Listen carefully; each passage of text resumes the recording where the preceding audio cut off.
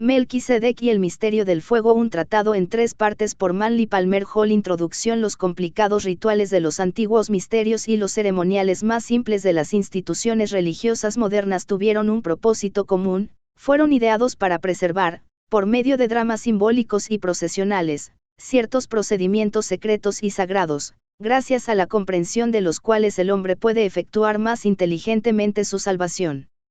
Las páginas que siguen serán dedicadas a interpretar algunas de estas alegorías de acuerdo con la doctrina de los antiguos sabios y videntes. Cada hombre tiene su propio mundo. Mora en el centro de su pequeño universo como señor y regente de las partes que lo constituyen. Algunas veces se comporta como un rey sabio, dedicando su vida a las necesidades de sus súbditos, pero más frecuentemente es un tirano que impone muchas formas de injusticia sobre sus vasallos, ya por ignorancia de sus necesidades o por incomprensión del desastre final que está trayendo sobre sí mismo. El cuerpo del hombre es un templo viviente, y él es el supremo sacerdote, colocado allí para mantener la casa del Señor en orden. Los templos antiguos fueron diseñados, calcando los del cuerpo humano, como se comprobará estudiando los planos del santuario de Karnak o los de la iglesia de San Pedro en Roma. Y si los lugares de iniciación eran copias del cuerpo humano, los rituales que se realizaban en las distintas cámaras y corredores simbolizaban ciertos procesos que tienen lugar también, en el cuerpo humano. La francmasonería es un excelente ejemplo de una doctrina que sugiere, mediante ceremonias y dramas, que la regeneración del alma humana es en gran parte un problema fisiológico y biológico. Por esta razón la orden está dividida en 2 partes, la masonería especulativa y la operativa. En el templo de la logia, la masonería es especulativa, porque la logia es solamente un símbolo del organismo humano.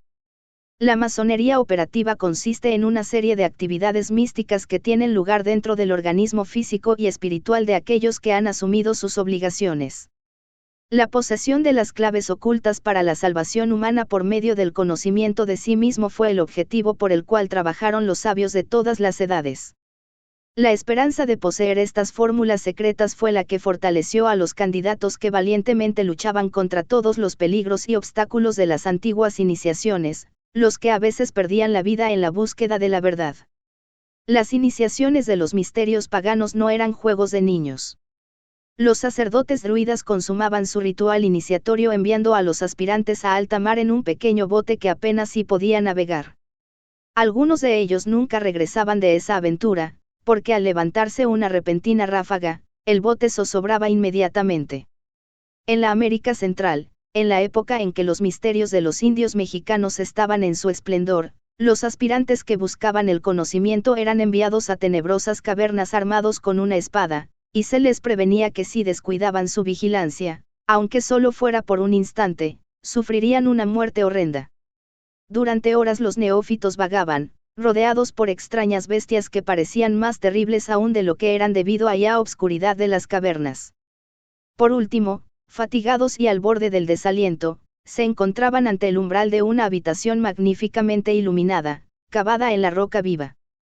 A medida que ellos se detenían, sin saber qué camino tomar, se sentía un batir de alas, un aullido demoníaco y una gran figura con alas de murciélago y cuerpo de hombre pasaba velozmente sobre las cabezas de los aspirantes, blandiendo una gran espada con un tajante filo. Esta criatura era llamada el dios vampiro. Su deber era tratar de decapitar a los que pretendían ser admitidos en los misterios. Si los neófitos estaban desprevenidos o se encontraban demasiado exhaustos para defenderse, morían en el sitio, pero si todavía tenían suficiente presencia de ánimo para escapar a este inesperado peligro o para saltar a un lado a tiempo, el dios vampiro desaparecía y la habitación se llenaba de sacerdotes que daban la bienvenida a los nuevos iniciados y los instruían en la sabiduría secreta. La identidad del dios vampiro ha sido objeto de muchas controversias, porque si bien aparece muy a menudo en el arte mexicano y en los códices iluminados, nadie sabe quién o qué era realmente. Podía volar sobre las cabezas de los neófitos y era del tamaño de un hombre, pero vivía en las profundidades de la tierra y jamás se lo veía salvo durante los misterios, aunque ocupaba una posición importante en el panteón de los indios aztecas. Los misterios de Mitra eran también verdaderas pruebas de valor y de perseverancia. En estos ritos los sacerdotes, disfrazados de bestias feroces y animales fantásticos, atacaban a los aspirantes que pasaban por las tenebrosas cavernas en que se efectuaban las iniciaciones. El derramamiento de sangre no era raro, y muchos perdieron la vida luchando por el gran arcano. Cuando el emperador Cómodo de Roma fue iniciado en los cultos de Mitra, como era notablemente hábil en el manejo de la espada, se defendió tan valientemente que mató por lo menos a uno de los sacerdotes e hirió a otros varios. En los misterios sabasianos se colocaba una serpiente ponzoñosa sobre el pecho del candidato, quien fracasaba en su iniciación si mostraba el menor signo de temor. Estos incidentes de los antiguos rituales pueden darnos una vislumbre de las pruebas por las que eran forzados a pasar los buscadores de la verdad para merecer penetrar en el santuario de la sabiduría.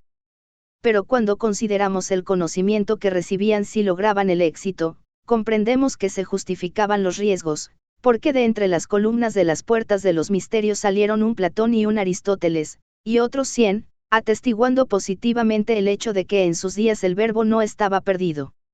Las torturas de la iniciación y las severas pruebas mentales y físicas servían para eliminar a todos aquellos que no tenían la aptitud necesaria para que se les pudieran confiar los poderes secretos que poseían los sacerdotes y que eran transmitidos a los nuevos iniciados en el momento de ser elevados.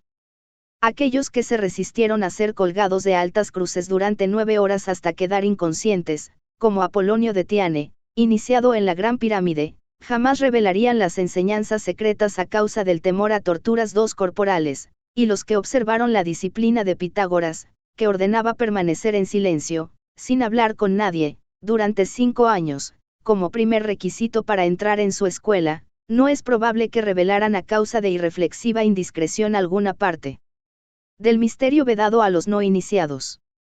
Debido al extremo cuidado que se ponía en elegir y probar a los aspirantes y a la notable habilidad que tenían los sacerdotes para conocer la naturaleza humana, nunca hubo ninguno de ellos que traicionara los más importantes secretos del templo. Por esa razón el verbo quedó perdido para todos, salvo para los que siempre cumplieron los requisitos de los antiguos misterios, puesto que la ley estableció que a aquellos que vivieran la vida la doctrina les sería revelada. Es ilícito interiorizar a los no iniciados de las claves que cierran los eslabones de la cadena de los misterios. Es permisible, sin embargo, sin traicionar la confianza, explicar algunos de los secretos menores, la consideración de los cuales no solo vindicará la integridad de los antiguos hierofantes, sino que también revelará parte del divino misterio de la naturaleza humana. Nunca se podrá recalcar suficientemente que, a pesar de lo pretendido en contrario, el arcanem operativo del templo jamás ha sido revelado públicamente. Unos pocos candidatos que siguieron solo por un corto trecho el sendero, y que se desalentaron o fueron eliminados por su falta de honestidad consigo mismos, han tratado de revelar lo que sabían, pero la debilidad que los impulsó a traicionar ya había sido advertida por sus instructores.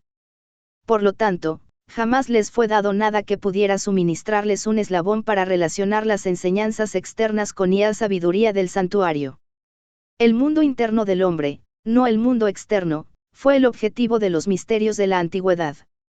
De ahí que solemos considerar ignorantes a los antiguos sacerdotes al compararlos con nosotros mismos, pero si bien el mundo moderno está dominando al universo visible y levantando una civilización colosal, ignora en el más absoluto sentido de la palabra lo que es ese misterioso poder o soplo de energía que mora en el centro de toda cosa viviente, sin el cual no pudo jamás efectuarse ninguna investigación ni levantarse ciudad alguna. El hombre nunca es verdaderamente sabio hasta que empieza a sondear el enigma de su propia existencia, y los templos de iniciación son los únicos depositarios de ese conocimiento, un conocimiento que le permitirá deshacer el nudo gordiano de su propia naturaleza. Sin embargo, las grandes verdades espirituales no se hallan tan profundamente ocultas como pudiera suponerse. La mayor parte de ellas se exponen a la vista, en todo tiempo, pero no se las reconoce porque están envueltas en símbolos y alegorías. Cuando la raza humana aprenda a descifrar el lenguaje del simbolismo y de la alegoría, un gran velo caerá de los ojos de los hombres. Entonces conocerán la verdad, y, lo que es más aún, se darán cuenta de que desde el principio la verdad ha estado en el mundo sin ser reconocida, salvo por unos pocos, pero gradualmente en creciente número, designados por los señores de la aurora como ministros de las necesidades de las criaturas humanas, que están luchando por recuperar su conciencia de la divinidad. El supremo arcano de los antiguos era la clave de la naturaleza y poder del fuego. Desde el día en que las jerarquías descendieron por primera vez en la isla sagrada del casquete polar, se decretó que el fuego sería el símbolo supremo de esa misteriosa y abstracta divinidad que mora en Dios, el hombre y la naturaleza. El sol era considerado un gran fuego en medio del universo. En la ardiente esfera del sol moraban misteriosos espíritus que dominaban el fuego, y, en honor a esta gran luz, ardían fuegos en los altares de innumerables naciones. El fuego de Zeus ardía en la colina palatina, el fuego de Veste en el altar doméstico y el fuego de la aspiración en el altar del alma.